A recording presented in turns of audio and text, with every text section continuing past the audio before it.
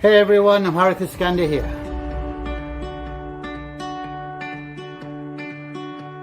Since my NGO The Hope Branch started almost 2 years ago, we've been out there, turun padang, almost on a daily basis, not only serving meals to the community who need it most, but also providing financial aid, skills training, housing, medical assistance, creating employment, and just about doing whatever we can to support those most affected by the pandemic. Now this month, in light of August being Bulan Kemerdekaan, we decided not to just give out makan, but to throw in some Malaysian flags as well.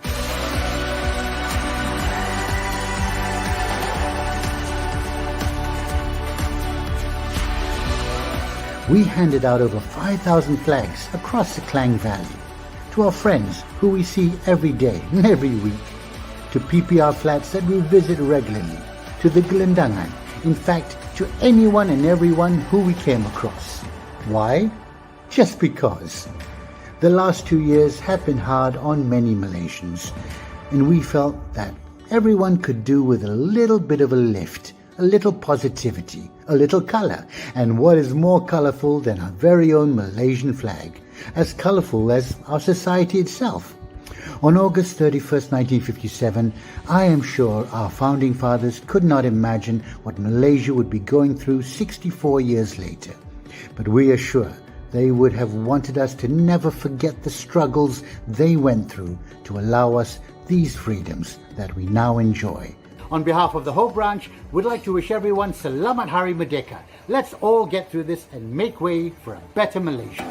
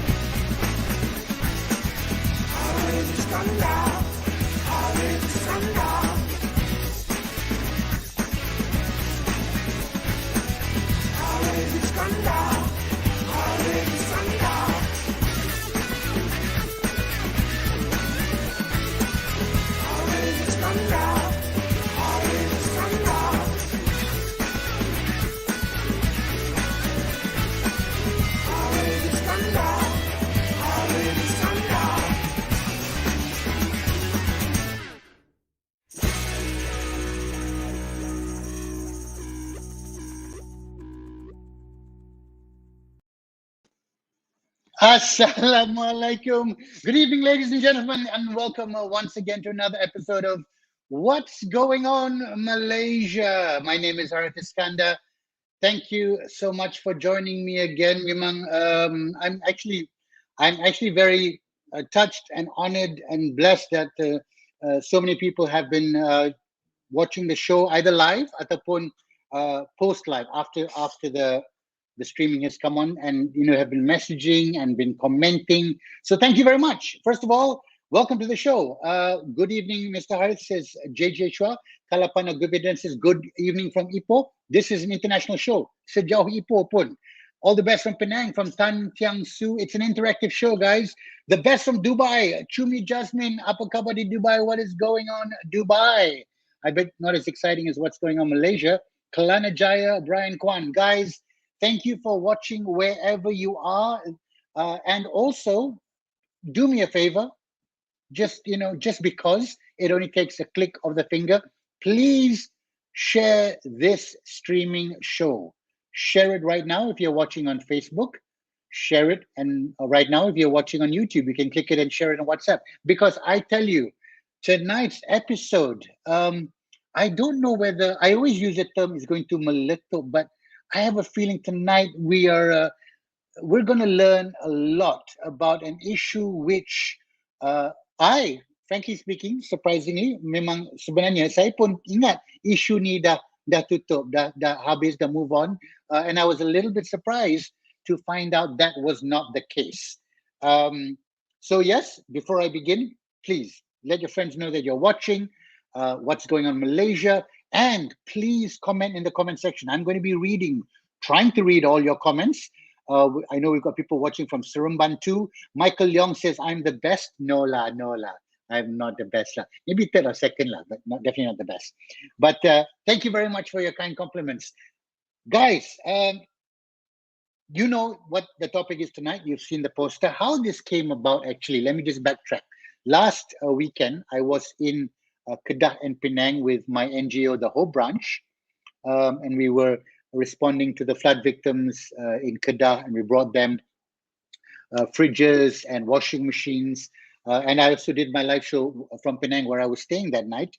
And my show was, my interview was with the nephew of Teba Sagayam, the security guard who tragically passed away after an incident that became viral on video. He was a security guard, and the case for the alleged person who hit him, the person who hit him and allegedly murdered him, is currently going on now. So I was talking about that case, and then I got a lot of comments.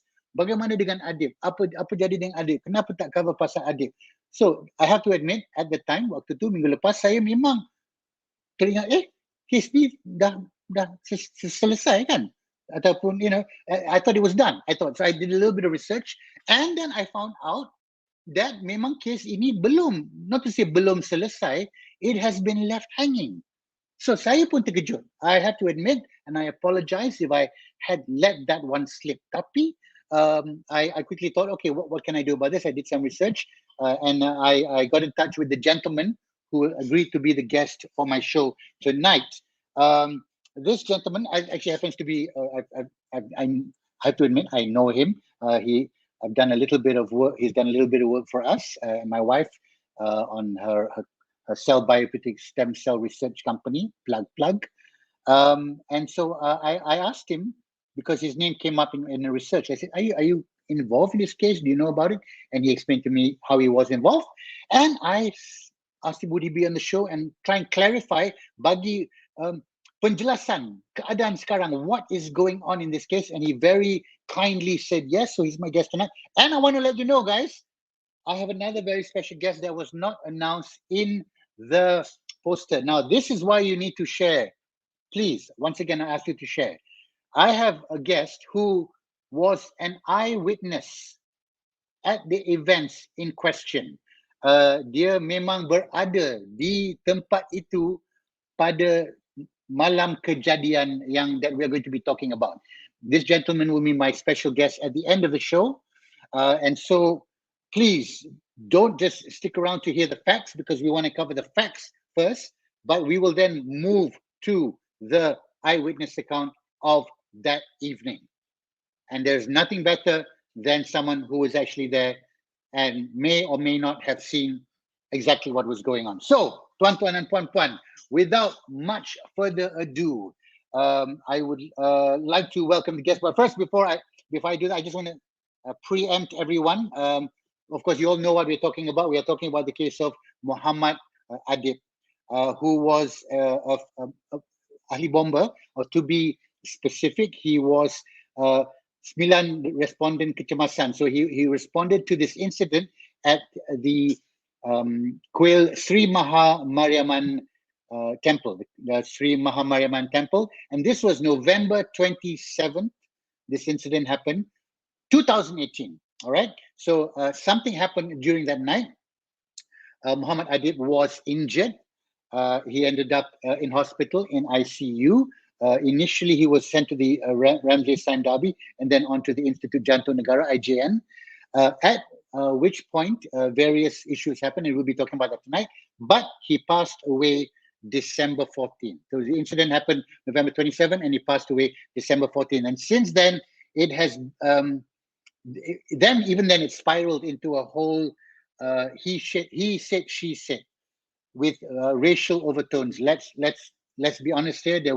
It became a war on social media.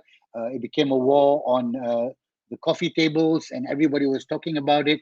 And so that was 2018, and it is now September 2021. So effectively 18, 19, 20, 21. 3 years have passed.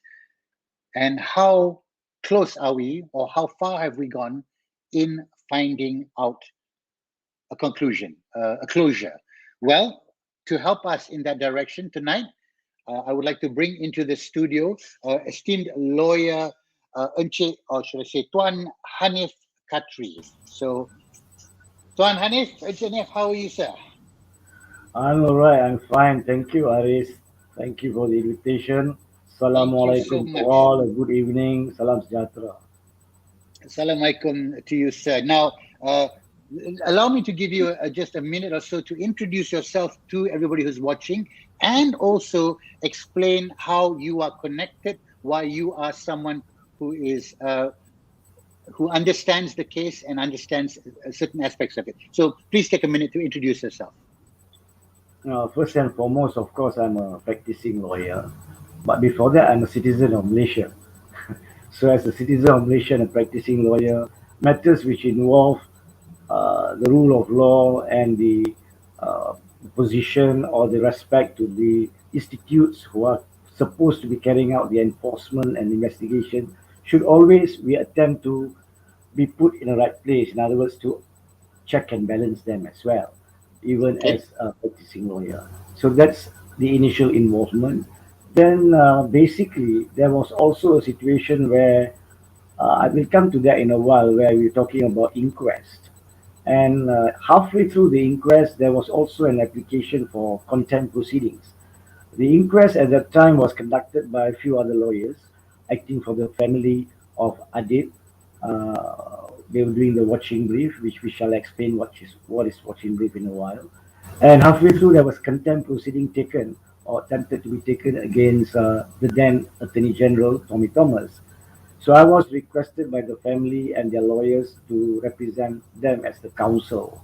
So during the course of that, it was halfway through the inquest, and that's when we also had a look at the notes of evidence, the various documents were involved, and finally the judgment which came out from the inquest officer, or what is normally referred to as well as coroner, on the 27th of September 2019.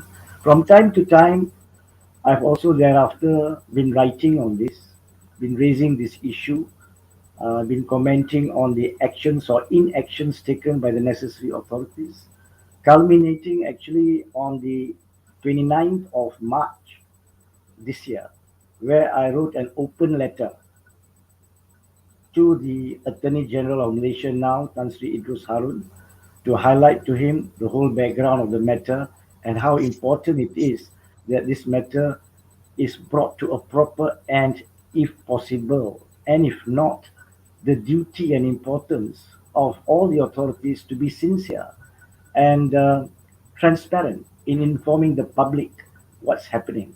Because during the narration later on, we'll find that there have been a lot of, unfortunately, a lot of pinball and ping pong going on of finger pointing Okay. on various parties.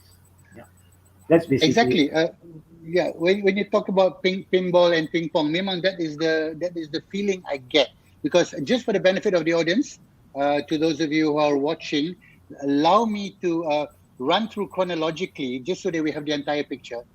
Basically, what happened, or the series of events leading up to that point, like this, so that when we have this picture of the jalan, so to speak, then we can talk about, as you say, where did the ping pong happen, the pinball, what happened, why did it happen, should it have happened, and more importantly, what can happen next. So very quickly, I'm just going to run through some notes.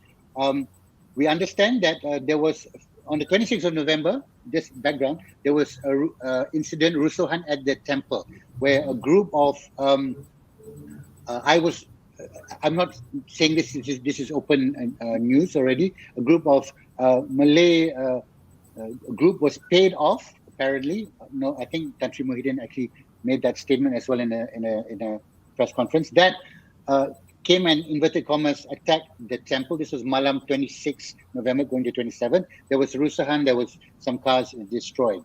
By the way, my guest later on, who was eyewitness, happened to be arrived there on the 27th in the morning, so he will tell us more later. On the 27th in the evening, late towards the night, is when the incident happened. Bomber came in. There was some ruckus. There was some chaos. There was an injury at that time to Muhammad Adib, and it was clearly reported that some of the Hindu people who were there actually picked him up and took him to the hospital. Now, let me just go through chronologically very quickly what happened.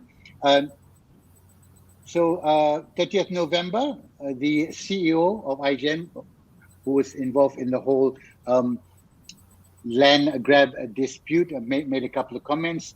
3rd of December, Pengarah JBPM Datuk Sri Hamdan Wahid berkata jantung Muhammad Adib juga mampu berfungsi. So he's now in hospital. This is 3rd of December. And he passes away on the 14th of December, right?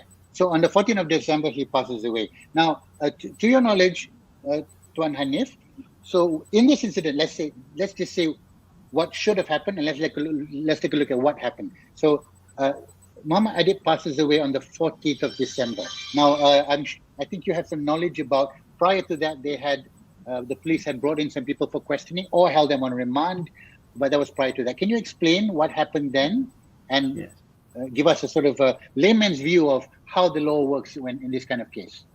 Yeah, in fact, you are right. There had been certain event which transpired before the night when Allahyarham Adib was on duty on the 27th, going into the morning of 28th when the thing happened and the unfortunate event happened on him.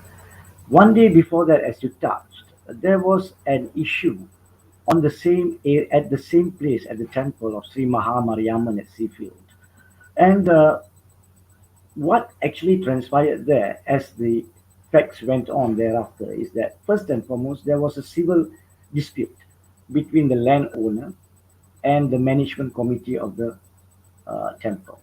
It was already in court, and both parties purportedly had entered into a consent order through their previous lawyers at that time.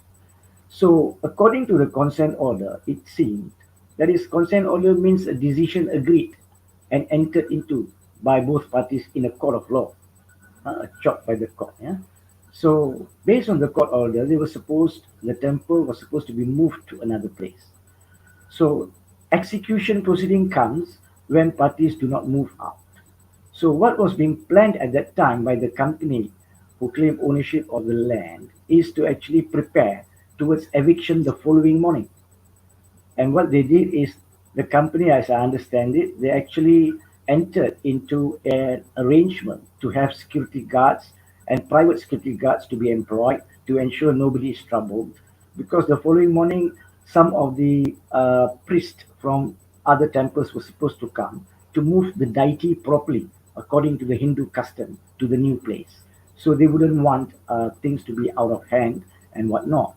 But something went wrong that night, which until today we do not know exactly what went wrong, but it amounted to some sort of a riot within the temple's premises.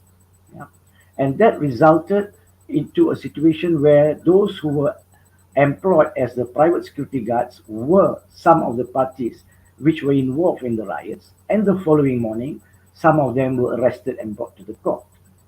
And the following morning, the same day, 27th, in the afternoon before the night event, I was actually communicated by the management of that company because some of the officers were called for investigation by the police.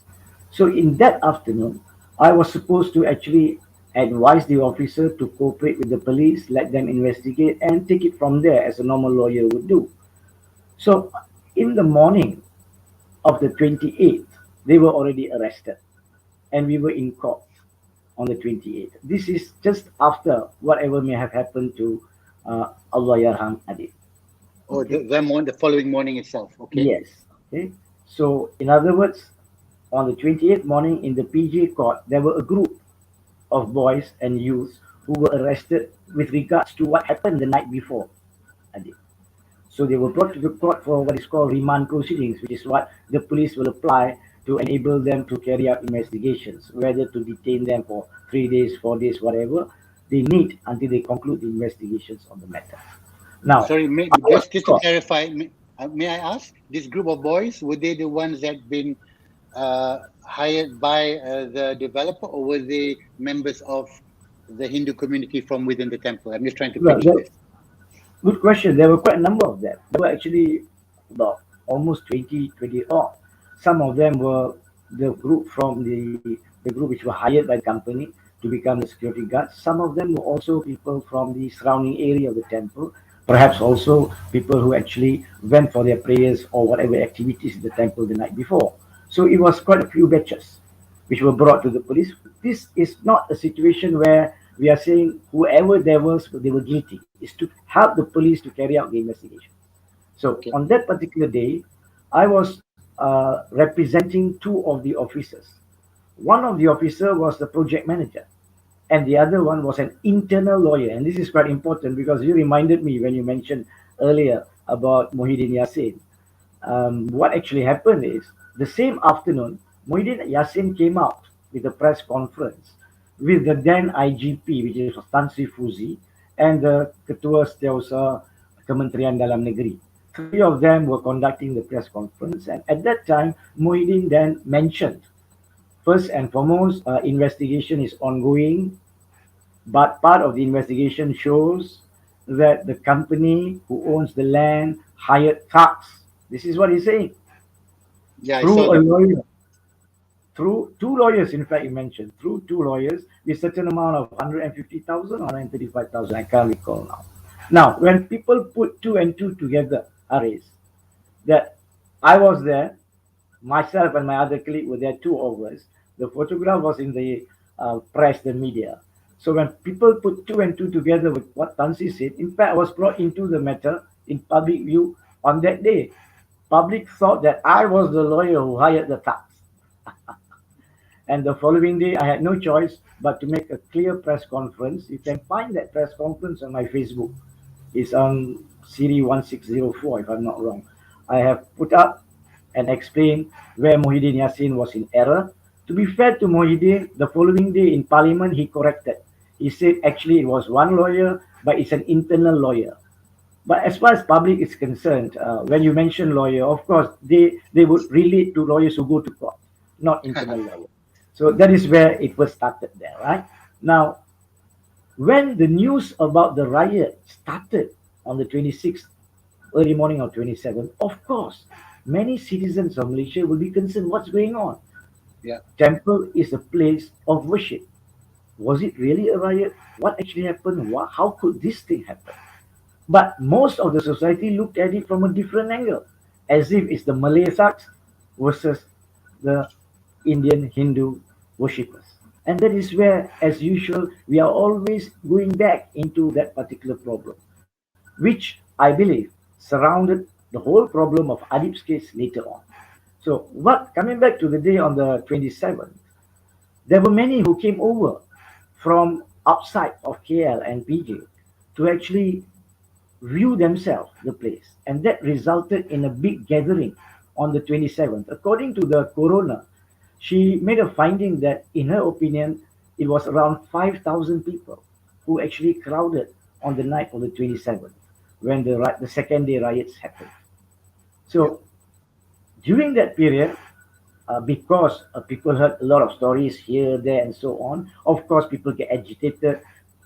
Tension comes in. So things went out of control, and riots were happening in various places around the temple, around Seafield. Cars were being burnt, motorbikes were being burnt, even properties and buildings. You got the glasses shattered and all that. These were all related later on in the verdict. And police called in Bomba to come in. So when Bomba came, there were few places where they had to go to actually put off the fire and whatnot. From the report, it seems there were three other places apart from where Adib's firemen and the team were there. There were three other places where they carried out their job without any problem at that time. But at the place where Adib and his team were supposed to douse the fire from the burning vehicle, a car it was, that's where the things went out of control. Yeah. That is the connection from the event on 26th night to 27th night. At the end of the day, um, tension, pressure, emotions took over what happened at that particular night on the 26th and carrying forward to 27th. I think I will pause there for a while, Haris, for you to Yeah. perhaps So interject with some questions. so here's my question from a layman's point of view. Yeah. Incident happened 27 November. Someone ends up in the hospital. People are remanded or arrested for rioting at that point. Um, when the deceased passes away on 17th December, what is the usual process? Because at that time, uh, you used the word inquest a couple of times, and this came up later. So, can you please explain? So, biasanya kalau someone passes away, we compare this with the Teva Sagayam case. Yes. So, when he passed away, unfortunately, there was clear video evidence of the assailant Lots of that. yang pukul dia. So there was no doubt. Tak ada, was it A or B or C or D? What happened? Did a chair fall on him or did a table fall on him? There was no doubt. It was clear, so they could manage to charge or adjust the charge and leading to a court date. Tapi in this case, when Adib passed away, 17 hari bulan December, what actually happened, like leading to an inquest? Because as far as layman concerned, we're like, pergi tangkap siapa yang bersalah. That is the concern of a normal public. But what, by law, what needs to happen and what did happen, and did it happen properly? Right. Actually, even before Adib passed away on the 17th of December, a few days after the riot on 27th, the police actually announced that they had arrested about 4 youths with regards to the injuries suffered by Adib. And at that time, Adib was still in the hospital, were trying to be being attended to with his injuries, and he was in the process of recovery, as it was reported then. But let me just hold you there. Sure. So, are you saying that the police at that point had made a learned decision, or that 4 people were involved in a bodily attack on Adib? Right. They suspected at that time. We cannot actually jump the gun because investigation needs time. And they actually got 4 of them as suspects to investigate. But during the course of the same week, they then made another announcement that these boys were involved in other parts of the riots, were not directly involved with the injuries of Adib. So they were then released from remand at that time. Okay. When Adib passed away, unfortunately, sadly, on the 17th of December, the file was then converted to become investigation for murder, section 302. And in simple language, when you are investigating murder, you have to investigate 2 things. Number 1, first and foremost, who are the people who may have caused it? And number 2, more importantly, what is the cause of death?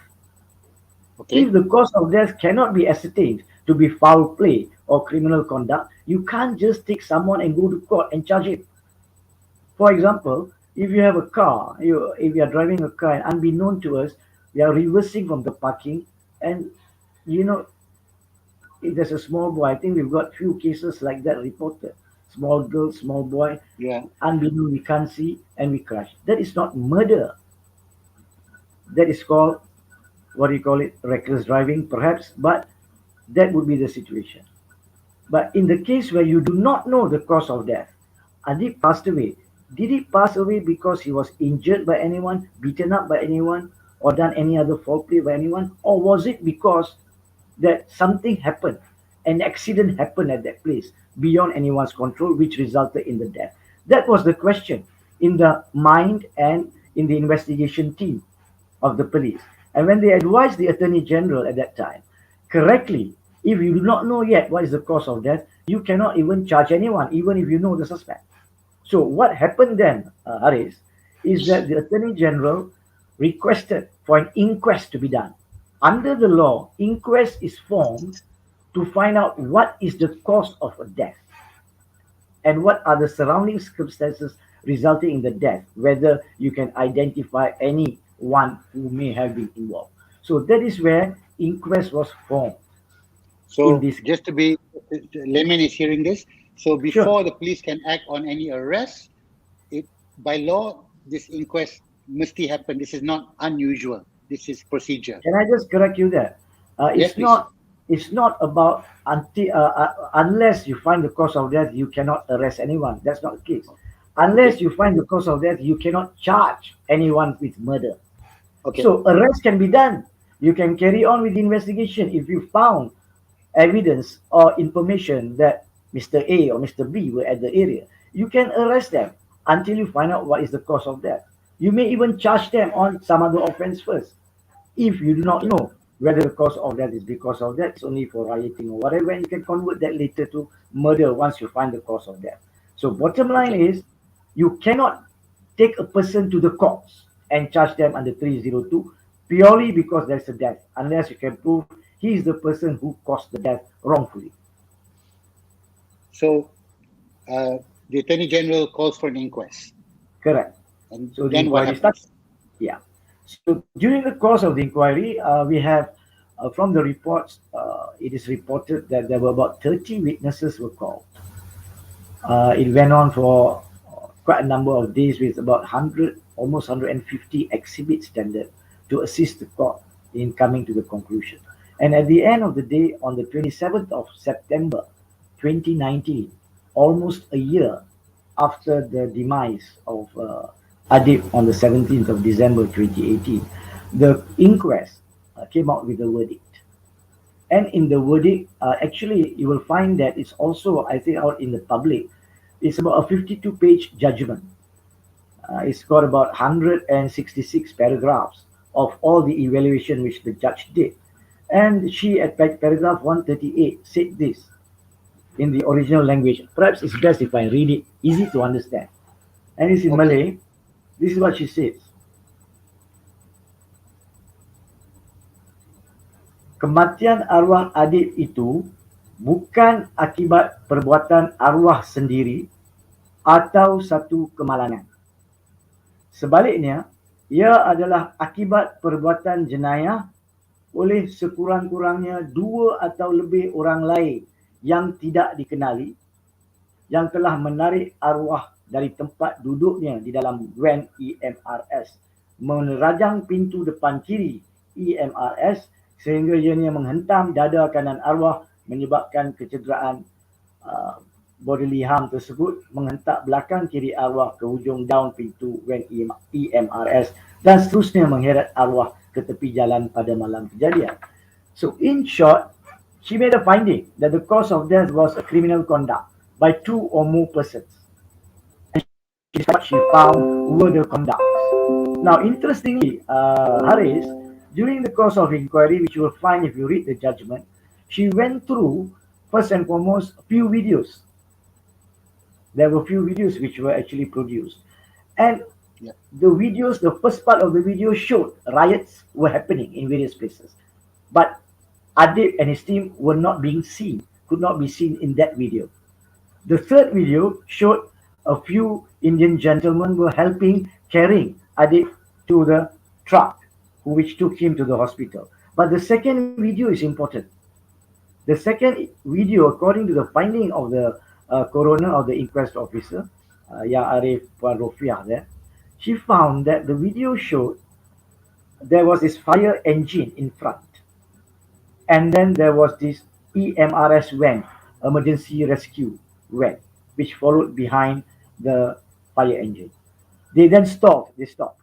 After a few seconds, the video showed, according to her finding, that the FRU, the fire brigade engine, actually reversed. And together with it, it also took along the EMR van reversed together. I saw that video. Yes. Yes. But then the video was blocked. Rather, it could not be focusing on what was happening. Perhaps there were people which were in front of the camera or whatnot. A gap of 13 minutes after that, then it was seen that Adib at that time was lying on the bonnet of the car and people were surrounding him. So the interesting part is her finding that there was a 13-second gap, which actually would be able to answer what was the cause of death. And in her further analysis thereafter, wherein she referred to 6 or 7 witnesses who were there, she found that even though the FRU engine was reversing and brought along the EMR car, reversed together, but the EMR car actually sengit sikit, curved the movement, and it was thereafter facing the opposite direction. and the door where Adib was seated was open. And from the Okay. evidence used, it seems there are witnesses who said that there were people who were beating. They couldn't see who the people were, but when they went there, they saw Adib lying there. There were also people who saw that the car was actually being shaken, and Adib was perhaps taken out, dragged out. And that is where she made the finding that the injury suffered is not purely because Adib was coming out of the van. It was because the someone would have committed an act to drag him out and cause the door to be slammed on his body to result in four of the ribs being punctured and resulting in later on the cause of the death. So these were the findings which she did. Interestingly, the third aspect, if I may, Haris, just to assist Yes. there was also a dying declaration. There was a dying declaration on the 14th of December because Adib actually was recovering at a stage. Yeah, he was And recovering. yes, and he was being able to communicate, not with speech, but in writing. So a good friend of his who was taking care of him from Mumbai in the ICU asked him, and he answered, "Were you dragged out?" So this amounted to dying declaration. In law, if a person is about to die and declares something, it is a very strong basis to found strong weightage of evidence. So there was What was also his evidence. answer? So this is what actually came or was used by the court to come to that conclusion. Also, there were experts. There were pathologists. There were also experts coming out with the concept of whether or not a fire engine dragging a car, and if Adib was outside, could it cause that sort of injuries? And of course, they had differing opinions, which assisted the court to come to a conclusion using various physics theories and whatnot. It's quite detailed. It's a very interesting judgment. In Okay, short, so she found, in in short, sorry, in short, she found that the cause of death was foul play by two or more persons. That's basically. okay. So to the layman, you've just said that on the 27th of September, at the end of the inquest, this is the judgment. At this point, are the police not meant to jump up, rush out, and re-interview the 100 people or whoever, or is that meant to happen? Did it happen? Interesting. Can I just touch that part first? It was a verdict. It was not a decision. Verdict as to the cause of death. All right. Now, with the finding of the cause of death, foul play, it then triggers the second part. You should carry out to look for the suspects, whoever were the two or more persons. Right. Now, at the same time, if the government, Home Ministry, or the Attorney General is not happy with the finding, and if they say, no, there's no way you could come to that conclusion. Actually, there's not enough evidence. It was an accident. If that was the approach, then the government was supposed to challenge that decision in the court, which they didn't.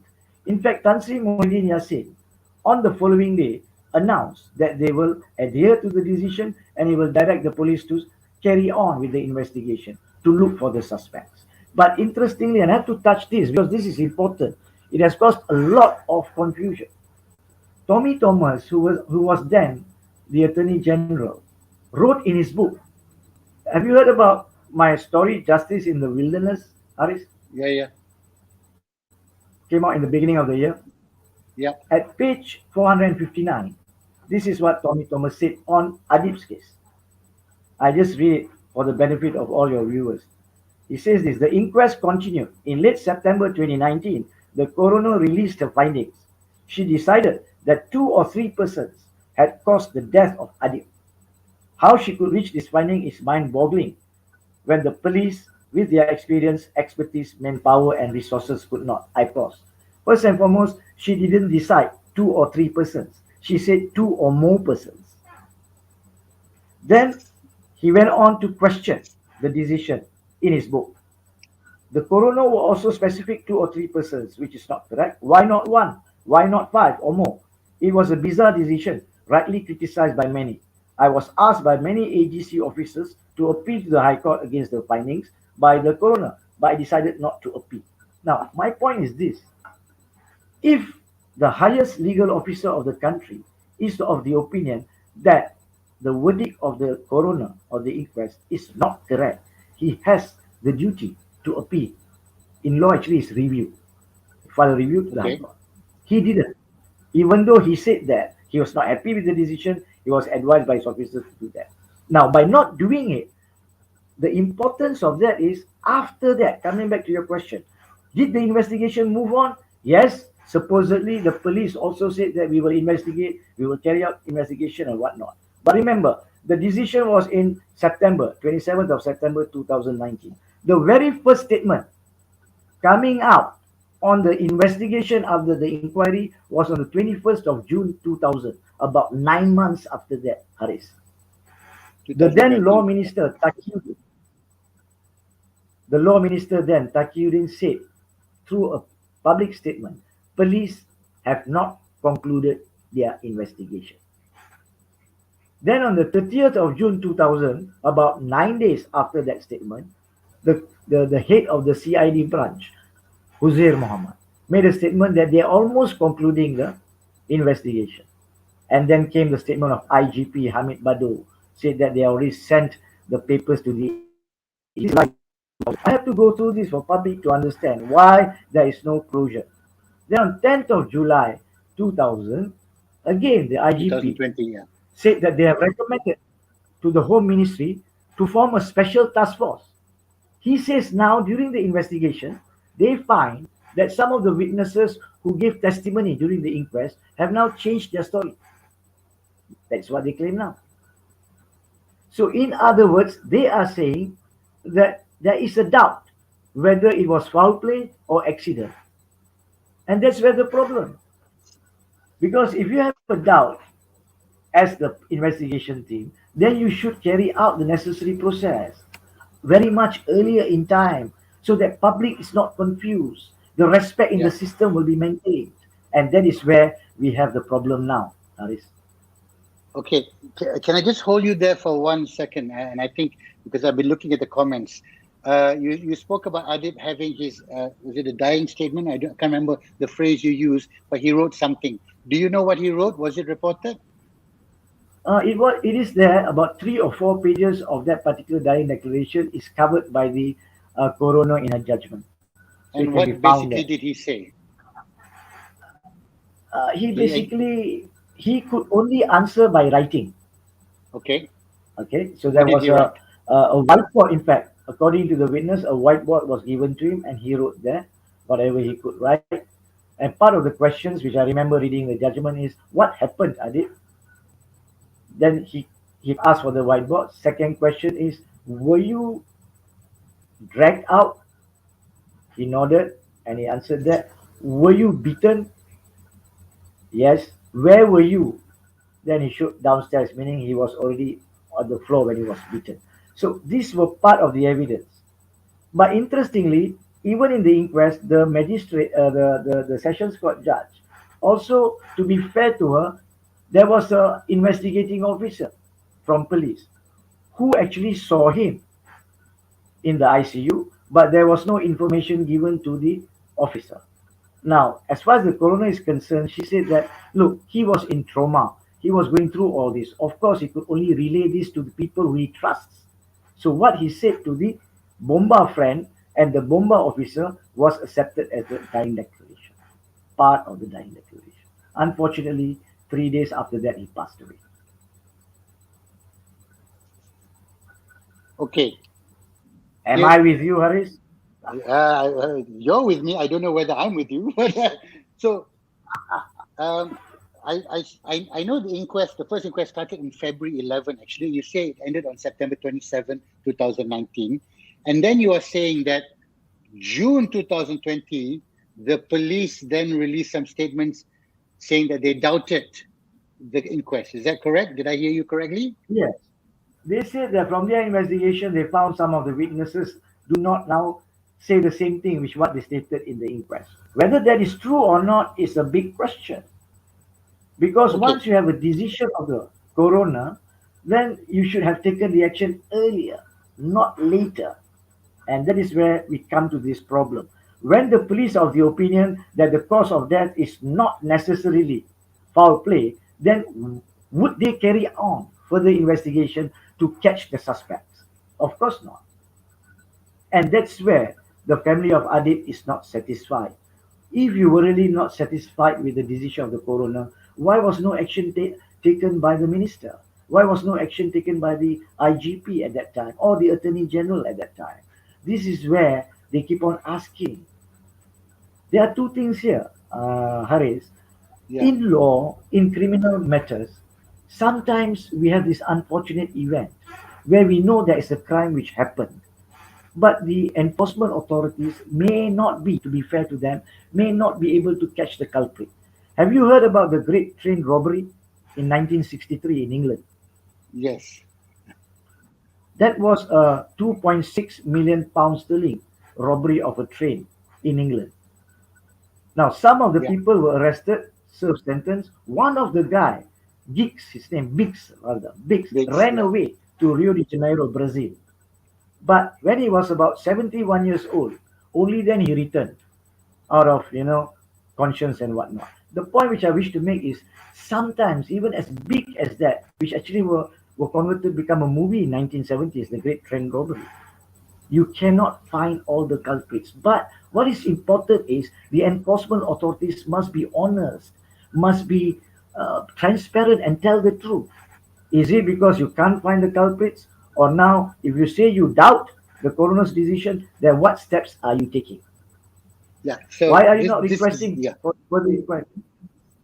Yeah, exactly. So like I know, for example, that on the 14th of December 2020, um, the headline here is hasil siasatan terhadap penyebab kematian anggota bom Muhammad Adib akan maklumkan tidak lama lagi. So that is 14 December 2020. And then Correct. on the 15th February 2021, it is reported that the Peguam Negara says, sabar, kami akan buat keputusan kes Adib nanti. This is 15 February. So first statement on 14 December, 3 months later, 15 February 2021. So if I was to walk into the office of, I don't know, whoever is the lead investigator, or who would I walk into? Would I walk into, would it be the, I don't know, who, the chief Attorney General at this moment, and say, hey, Yeah, dah banyak kali cakap akan datang, kita akan cakap, kita akan bagi tahu. What would the answer be? that's the thing. Because before you go to 15th of February, there is also another report on the 4th of August 2020, which is about 6 months before the Aegis report. Hamza Zainuddin, the Home Minister, Yes. you know what he said? He said that the papers have been sent by the police to the AG on the 23rd of July, and they have proposed two things. This is Hamza Zainuddin's statement. One, they have proposed for 12 suspects. In other words, there is a statement saying the police have identified 12 suspects, which they found to be involved in the rioting on the necessary fire engine which Adib came with. And they were contemplating recommending a charge of riot, not murder. Now, this is very important. If you can identify 12 people who are already in the vicinity of the same fire engine, then why are you not investigating them on murder? Why are you not taking further action? Why are you recommending an action only for riot? What happened is Adib lost his life. That's question number one. Second proposal which was given by Hamza, I'm not trying to confuse you here, but I'm trying to show how the authorities are confused. And Hamza Zainuddin's second proposal was that we are going to recommend for the inquiry to be reopened. If you're going to ask the inquiry to be reopened, why do you propose for the 12 of them to be charged first? And for your information, Haris, until today, the 12 have not been charged, if there were any 12. So these are the contradictory statements which have been coming out over the last 2 years and 10 months. And the problem is, as far as the family is concerned, there is no proper closure. On one hand, the verdict is that there was foul play. So if you can't find the culprit and you can't move on, the AG should come out. The AG is the topmost legal advisor of the government. He advises the police, he advises the Home Ministry and other authorities, he even advises the Prime Minister. He also needs to advise the king. That's his function under the constitutional provisions.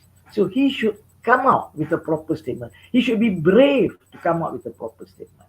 That is why, as you correctly pointed out, on 15th of February this year, when he said Sabah, Sabah. Now Sabah, that is about 2.5 years about the event. And after 1.5 months after that statement, I sent a letter to him as a concerned citizen, as a practicing lawyer. And I said to in my letter, which was sent directly to the AG, in fact, some of the media reported that.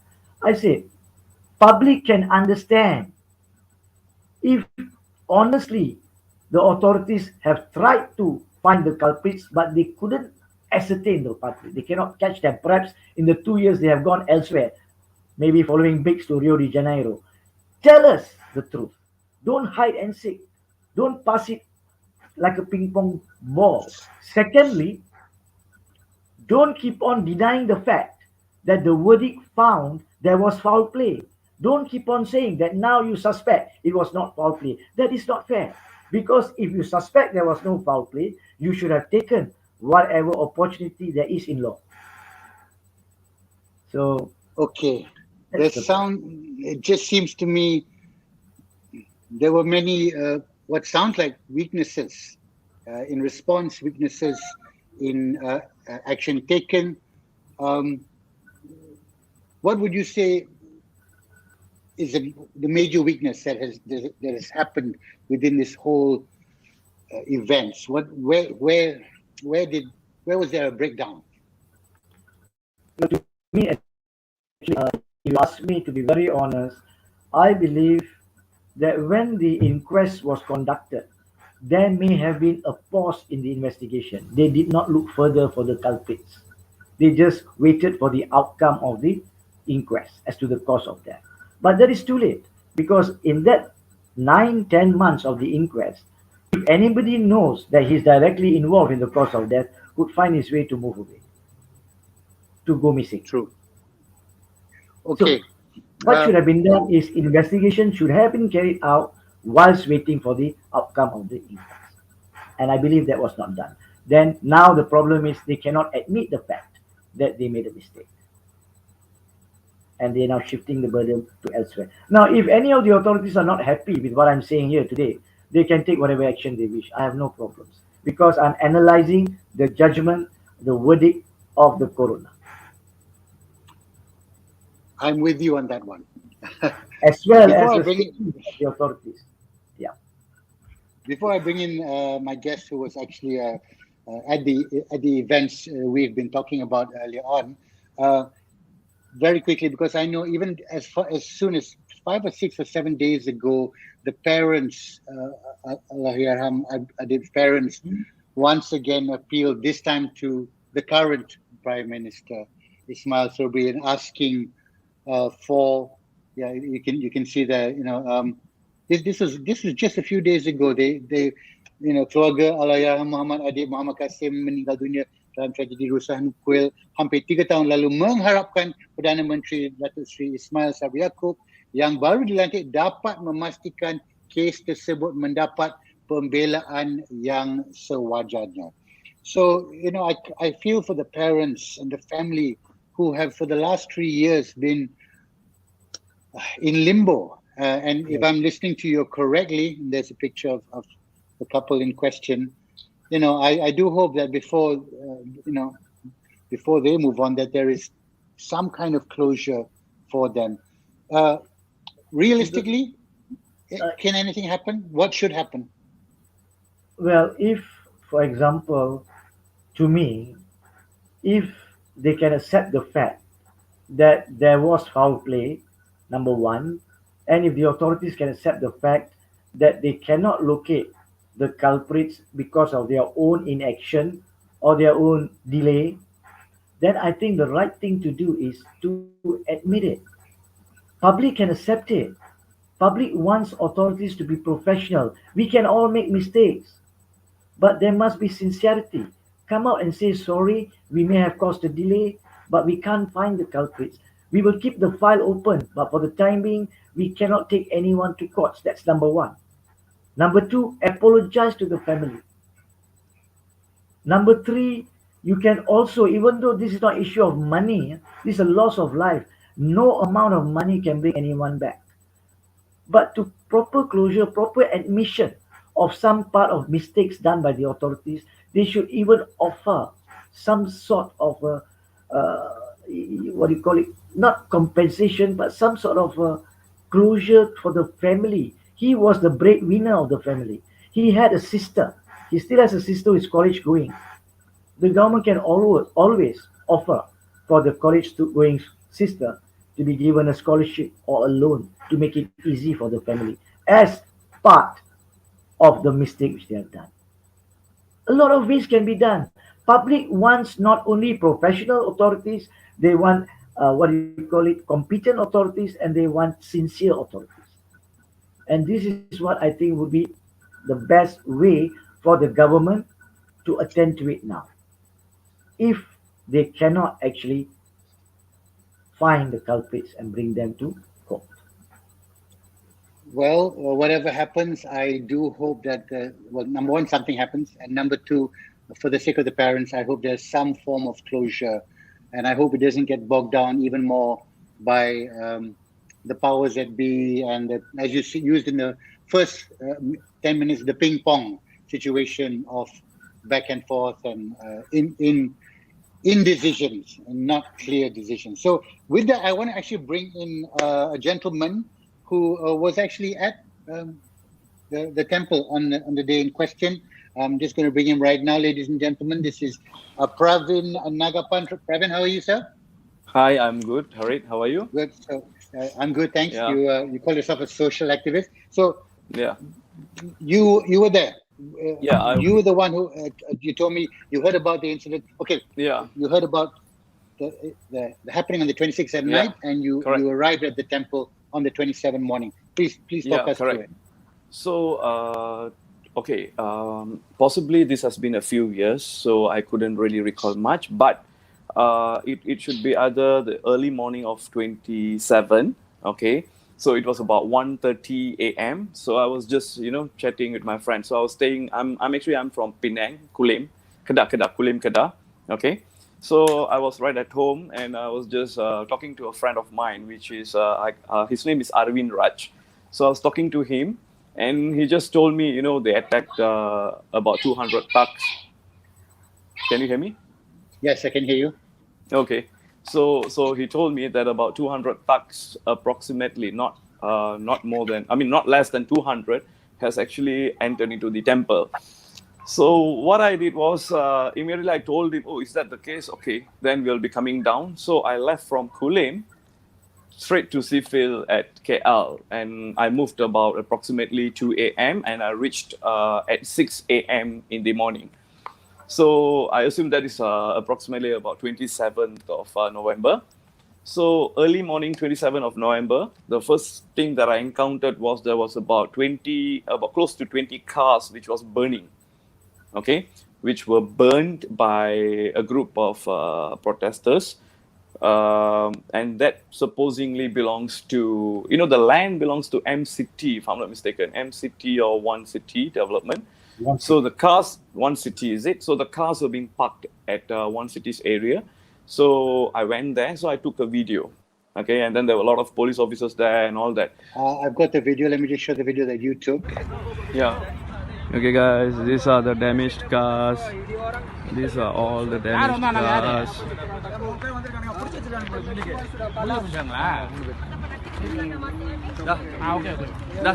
Okay, bang. Okay. Alright. Boleh.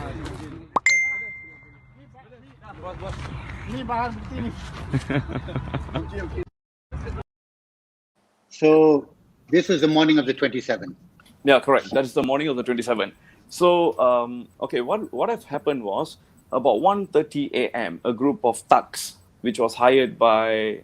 I don't know if it's legal for me to talk or not. I'm not sure, but you were told they were thugs. It was your belief. You can say company, no problem. Okay, cool. So I believe which was hired by a company. Okay, so they were told to come in and to take down the temple and so on. That was when. Pravin, I'm going to play the two videos you forwarded to me. You play them and then Okay. explain what happened, because I think this is very, very Okay. interesting.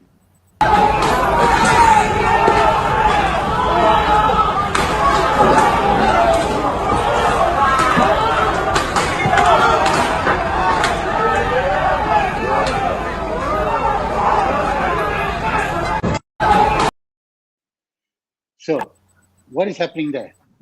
So that is the thugs, okay, which are wearing the yellow vest, and they are attacking the people inside the temple. That is the temple area, and that So is the ini thugs. malam 26 going into early morning 27.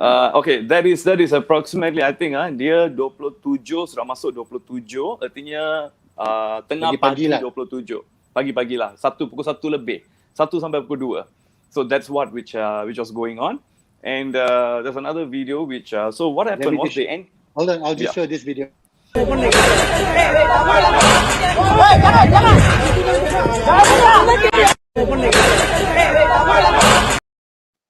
what is happening there? Okay, that they actually, they were locked inside the gate. Those Malay boys who, I don't know, they were gang name, okay? So they were locked into the temple. There's a two-way to come into the temple. There's the first door and the second one. So when they came through the back door, okay, so what happened was they were pushed to go in front to the main door, which was locked. So they were trying to, hit and open the door. I think we've lost your sound there. You? I think we've lost it. Okay, you're back. Go on. Okay. Repeat your last statement. Okay, cool. So they were trying to use a parang and cut the locks. That's what they are doing there in that video. So, okay. So on the Malam 26, early morning 27, this group that was brought in were somehow attacking the temple. But within the temple, there were some kids, you said, or there were actually some worshippers there, or some members of the Hindu community, correct? Correct. Who fought back. Yes, exactly. And they are the ones who burnt the cars, which we saw in the earlier video when you arrived pagi 6 a.m. on the 27th, those burnt cars outside, correct? Exactly. So this group that were brought in was somehow chased away or ran away, correct? Yeah, betul. True. Okay.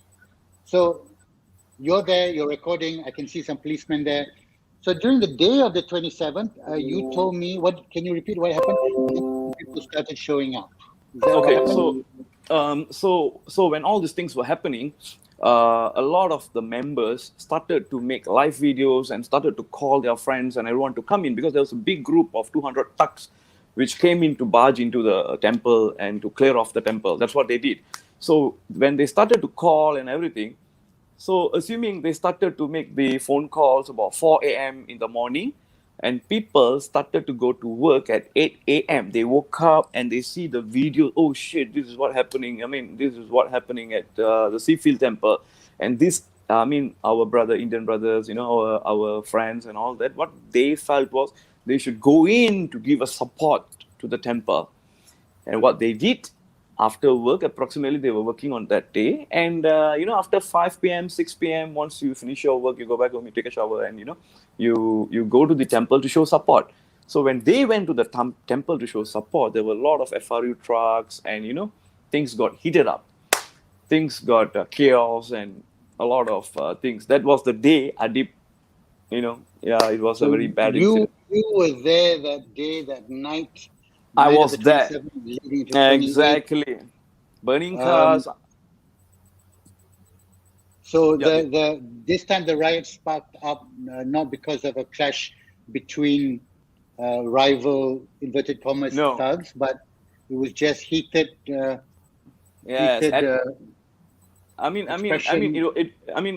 Basically, Indians, when it comes to temples, they are a little bit emotion, okay? So there's a lot of temple breakings which has happened in the past, which is still going to go on. It's an easy bet, there's going to be another few other temples which is going to be broken. They're not residing on their supposed area and all that. So when they saw the videos, a lot of people were making videos. So the video went viral. and everybody started to gather there on 27th night. So when they gathered on 27th night, that was the time extra cars were being burned. The bomba was actually moving backwards because I was about 50 meters from the bomba. I was actually sleeping in my car, so tired of the whole day. And suddenly I just woke up. I heard a blast, boom. I woke up. Then I saw there's a burning car and the bomba was actually moving backward. So that's what, and everybody were running. It was total chaos. It was like they were running. FRU was trying to come into place. FRU was trying to disperse them. So it was total chaos. So like me, You have a question for Haniff? Yeah. Can I ask some questions, Aris, if it's all Yes, right? please. Praveen, if Can. you don't mind, can I ask you some questions? Yeah, please. I would just like to know, have you been called by the police to give any statement? No. And No. did they call you during the inquest? No. Oh, I see. Okay. You see, Now, number two, mm, when you saw the mhm. fire engine moving backwards, Yeah, correct. did you actually see what was happening there? Okay. There was a car which was burning right in front of the fire engine. Okay, there was a car, and the fire engine was reversing because it was total chaos, and everybody were Okay. pushing each another. They were running towards the fire truck. So the fire Right. truck was actually moving backwards. It was trying to Okay. reverse. Now, Okay. behind the fire engine, was there a Mm-hmm. vent? Did Yeah. you see it? Yes. That was the video. I mean, that was the video. Okay. Right. So there were people running here. It was. I mean, we didn't expect that. There's no leader there to lead them. Actually, it just happened just like that. Probably Brother, I they need would to have. ask you one question, Praveen. Just Yep. need to ask you one question. Yeah. Did you realize or notice who later on you found out to be Adib in that area? Could you see? Okay. I was okay. We were If you trying want to to like. answer, yeah, need that. Only if you wish to answer. Okay. Okay. Let's put it this way. I wouldn't have noticed. Okay, there were about 200-300 people running around. They were running right in front of my eyes. There were bikers who were trying to go to from this side to another side. So for a person who has been keep on noticing, monitoring everything from early morning, that I just rested for a while. Actually, when I woke up, I just saw everything was going haywire. And for you to stop someone, you got to stop them. What can you do in that situation? I mean, and it's a big loss for the nation. Adib, I'm truly sorry. I mean, so I can't say was it stampede or was it being hit by the wind. But I was going through Adib's when he was in hospital. He's from Kedah actually. Adib is from Kedah. Yes. I think he's from Kuala Muda area or somewhere there. Not really sure Well, about it. yeah. Kuala Kedah area, yeah, Kuala Kedah. Okay. So I've seen many people who came into to the court and they told Adib was kicked and all that. But I mean, if let's say I myself, I'm there and I might have tripped down and then it's all chaos and everybody's running around. Do you think there might be someone who's going to namely see me and kick me and I really doubt it. I'm sorry, being straightforward and So that's all I can. Yeah, and I think point Haniff, as you said earlier on, even the province credit. This is 3 years ago. I can hardly remember what I did last night. Yes. So, But thank you very much. deals. Brother. Great, you got in here, Haris. Very interesting. Thank you. Yeah, I think at the end of the day, it's no one can say what I think truly happened because, or better still, the intention of what truly happened because, I think there's so much emotions. Here's my question to Haniff: what happened to all the people who, inverted commas, I think you used the word bodyguards or security that were hired from the ones who arrived on the 26th and created that initial ruckus? Was that ever investigated or? Yes. In fact, to be very honest, some of them were charged quite a number of them were charged. I think close to 10 of them were charged. Those boys who were found to be trespassed into the temple and who were charged for rioting in the temple and causing havoc. They were charged. In fact, the two gentlemen who I was supposed to represent earlier, the what you call it, the project manager and the internal lawyer were the prosecution witnesses in that particular case to explain how the boys were there and whatnot. They were charged and they were found guilty, some of them, and they served their sentence. Uh, it was done. In fact, Okay. to be fair, some of the other people on the 27th, going to the 28th, the one which happened the day after, some of them also were charged for rioting and burning cars or motorbike, other areas. But the only issue remaining is Adib. Okay. Charged, but was there sentence? Yes, yes. Charged. Some of them pleaded guilty. Some of them had a trial. So when the trial concluded, the judge found them guilty. Some of them guilty. One or two would have been given acquittal, and they were sentenced, depending on whatever the sentence given. There are quite a number of them. I can't recall exactly the full sentence given to all of them, and they were in different I courts, different charges. okay. Do you guys have a few more minutes on this? I just want to explore one more area. There's a Okay. lot of comments in the corner, and I can see why people, a certain group, are saying, it was an illegal temple. They should have gone away anyway. Or what were they doing there? And it's, suggesting that they had no right to be there anyway. Now, Pravin, I know you have some knowledge and information of uh, the legality or what happened before that. Tuan Hani, do you know the legality of the movement? That were they meant to be evicted before then? Do you know whether there was any foul play there? Well, to be very honest, when it comes to the issue of the temple, as I started by saying earlier in the show, that there was a consent order. A consent order means both parties had agreed in court that they are By supposed a to. certain date, which was 26 Uh, November? there was a date already fixed at that time before that. And what happened is there was a Deepavali before that particular event that year where they tried to evict, but it was so close to Deepavali and there were quite a number of people which were opposing the eviction then, so they didn't carry on with the eviction. They say they will come in a better way, in a proper way if they still don't leave. So what they did is that's where then they actually carried out the eviction by hiring so-called security guards. Unfortunately, turned out to be riots and all that the same night.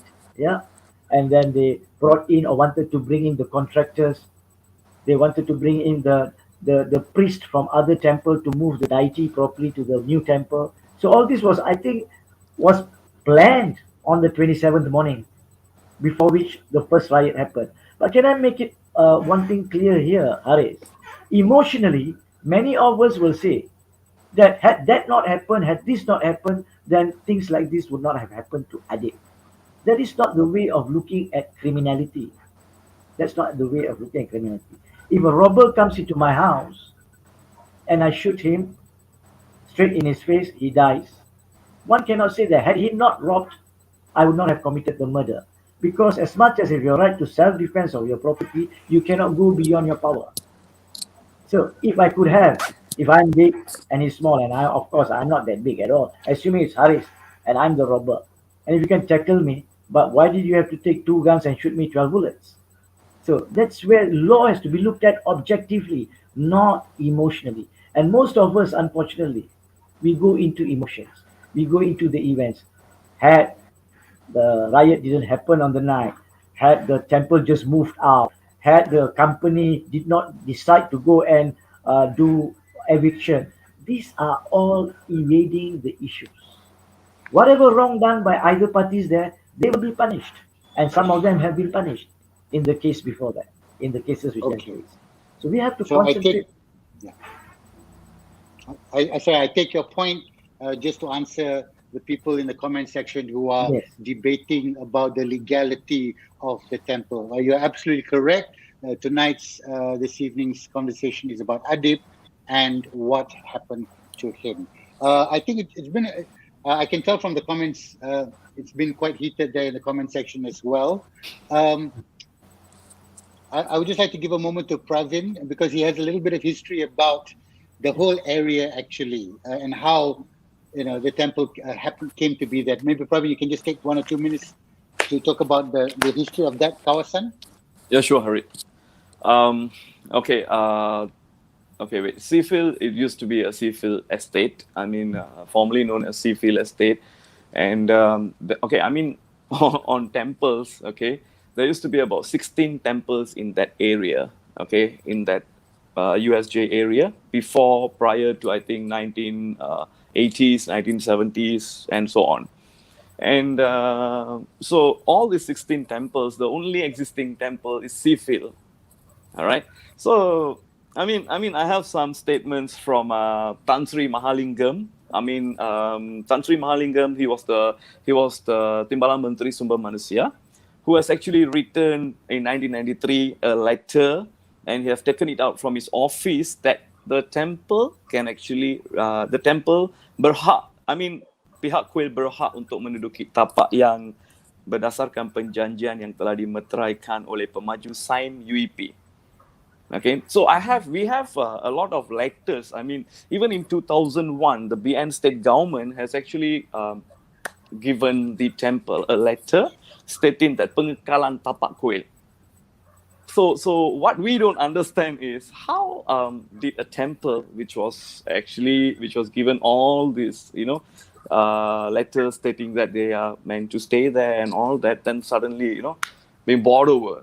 The title has been transferred to another name, and all this type of thing. So benda macam ni lah. And this is not only going in Malaysia. Not only in Subang. Many estates. Those people who have been staying in that estate, they have been living their entire life there. They have been praying in that temple, and most of the temples are 100 over years. Like this temple, okay, that's 100 over years. Like some of the temples that is going to be broken and brought down, it is 100 over years. So we don't have this problem when it comes to other community. The Indian community are facing this problem rampantly. It's happening rapidly. It's ongoing. So you see Indians going to the street and fighting for all these causes, which probably I really wish someone should come up and give a solution for a long-term solution. I don't want my. Yeah.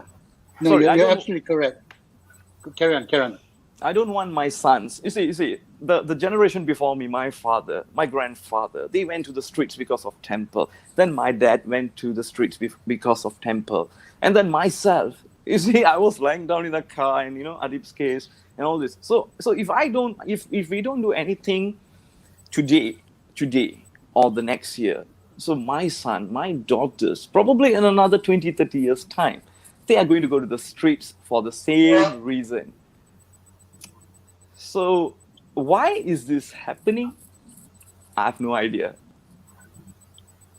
It's actually a question, a very good question, which I think I'll definitely cover in another episode. But before that, I just want to say to everyone who's watching out there, other than the fact that I hope you've been sharing this, if you can all just keep an open mind about this, because tonight we were focusing on one issue alone, which was what happened to Adib and where is the closure. Okay, correct. Adib and so I just know, just in terms of the people out there who are spiraling into negative comments. Oh, okay. This is probably nothing to do with you, bro. This is an issue where on a platform which I like to have with gentlemen like Haniff and yourself, is that you can have opposing point of views and you should be able to speak on it without going into abuse, without going into name calling, and just hearing different opposing views. Because as Tuan Hani pointed out, the issue tonight we're talking about is Adib and what happened. Adib. Pravin, you had brought up a whole social justice issue, which is definitely something we should not ignore. But this is not just about one person, and in fact, it's not even just about one community. It's about how we treat each other as Malaysians. Correct. And the distrust and the fear and the name calling. And at the end of the day, kita semua dalam satu negara, kita semua di bawah satu bumbung. Bumbung itu adalah bendera Malaysia. That we should not jump to not every Malaysian is good, but not every Malaysian is bad. Bad. And Yeah. not every race Correct. is good, and not every race is bad. There are individuals who are good, and there are individuals who are bad. And I just hope that on a platform like this, we get to see this, that kita semua, at the end of the day, are together. We should be Yeah. together. We don't have to like each Correct. other, but we don't need to go around fighting with each other. So Agree. I just like to say that. So, Tuan Hanif, Well before we said, go, thank you Adib. so much. Is there anything you'd like to just throw in at the end there as a bookend to the conversation we've been having tonight? Yeah, if I may, just about a couple of minutes. Yeah.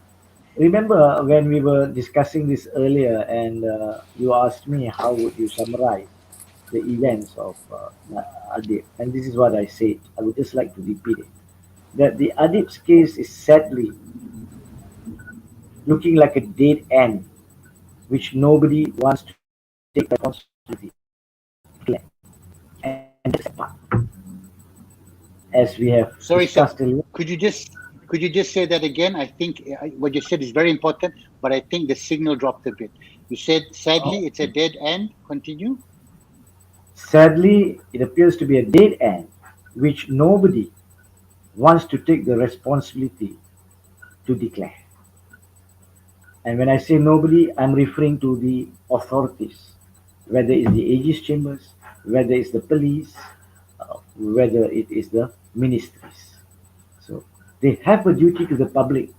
Public wants to see a professional, efficient, and transparent authority in whatever matter. Not only Adib, in Teo Beng Hor, which we can have another discussion if we wish on that.